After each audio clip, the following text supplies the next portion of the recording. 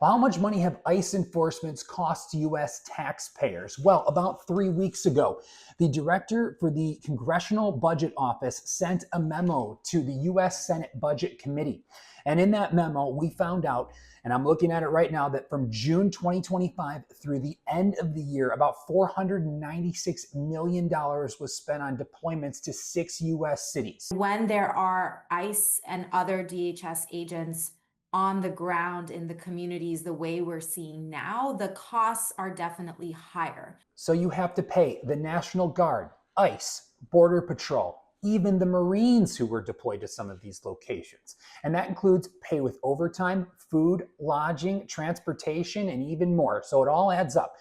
Now, let's be clear. The CBO's report was an estimate. Some states have put out their own estimates. The Chicago Tribune even did its own investigation into how much Operation Midway Blitz cost taxpayers. That number, according to the Tribune, $59 million. Now, compare that to Illinois Senator Dick Durbin's office, which put out a very conservative estimate of $19 million, and compare that to the CBO's report that put out an estimate of $21 million.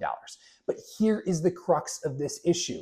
There were rental cars, there were helicopters, there were boats, all that were used in just Operation Midway Blitz. It's difficult to account for just how much each of those cost.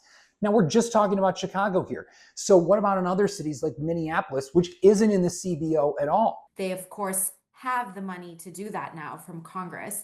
And while Homan has announced that they will be pulling back their operation in the city, they have plenty of money to still have a presence there, even if it's not as high scale and high profile as what we've seen, and enough funding to shift to other cities around the country really for the next 3 years. Now, one estimate puts Minneapolis at more than $200 million. In Los Angeles, the CBO estimated about $193 million.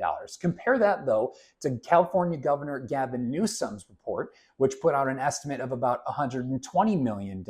But there is one issue with that. It does not include costs that the city of Los Angeles faces for those June 2025 protests, which put an additional $19.7 million into the mix.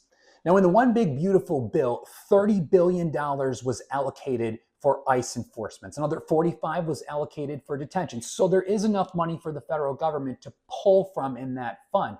But the question that we're asking here, just one of simple math. How much money was spent?